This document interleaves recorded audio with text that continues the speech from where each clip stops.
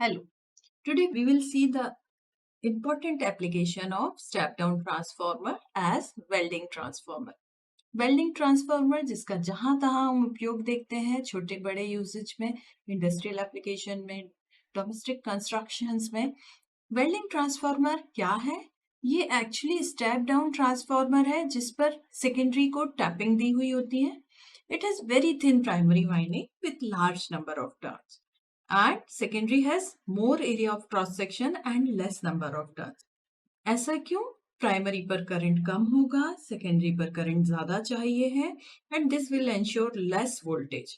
तो सेकेंडरी जब हम इस पर क्रॉस सेक्शन ज्यादा रखेंगे, लेस नंबर ऑफ टर्न्स रखेंगे, तो सेकेंडरी पर हमारा डिजायरेबल करंट, हमें वेरी हाई करंट मिल पाएगा।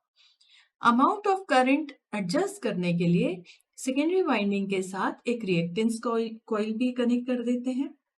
This reactor is generally fit on the electrode side. तो वेल्डिंग प्लांट जब भी करंट सेटिंग की रेंज प्रोवाइड करता है, उसके हिसाब से वेल्डिंग ट्रांसफार्मर आउटपुट करंट देता है और ये डिपेंड करता है इलेक्ट्रोड साइज और जॉब थिकनेस पर भी। कितना करंट चाहिए डिपेंड्स ऑन इलेक्ट्रोड साइज। तो welding transformer reduces the voltage from source voltage to a lower side and this is suitable for welding. Secondary current is quite high, maybe in range of typically 200 to 600 amperes और इससे भी ज्यादा भी हो सकता है।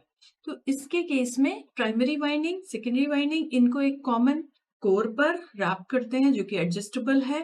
Core भी adjustable है जिससे कि फ्लक्स की रिक्वायरमेंट को कम ज्यादा किया जा सके और दूसरे साइड में इलेक्ट्रोड लगे होते हैं।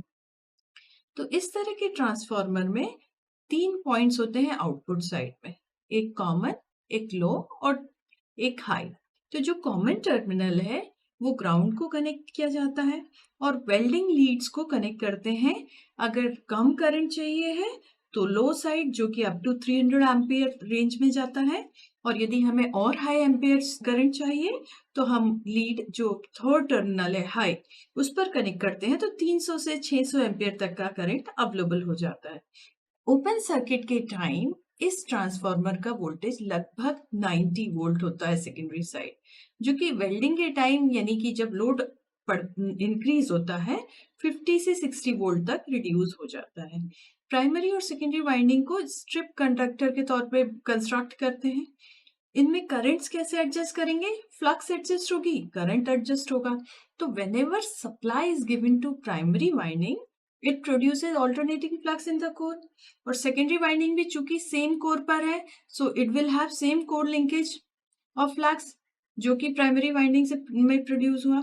सो voltage is induced in the secondary winding और उससे वेल्डिंग करंट भी प्रोड्यूस होगा।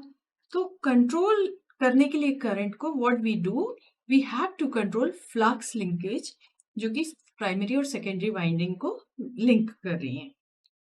इस फ्लक्स को एडजस्ट करने के लिए एक बाईपास मैग्नेटिक पाथ प्रोवाइड करते हैं जिससे कि एडजस्ट हो सके फ्लक्स पाथ या मैग्नेटिक कोर एडजस्ट हो सके। This core bypass passes the magnetic flux.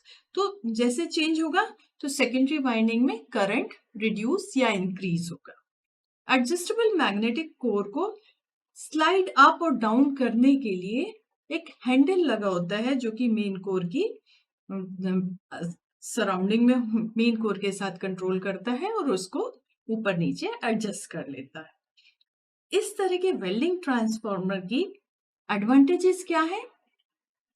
पहले, AC welder can be operated either by 3 phase or single phase, तो it has low initial cost, low operation and maintenance cost, low wear and there's no arc blow shown। पर इसके साथ इसके disadvantages भी हैं। पहला, इसकी पोलैरिटी चेंज नहीं हो सकती। दूसरा, कास्ट आयरन और नॉन फेरस मटेरियल के उपयोग के लिए ये बिल्कुल भी सूटेड नहीं है। Soft iron, wrought iron it is suited, but cast iron और नॉन फेरस मटेरियल के लिए it is not useful for welding purpose.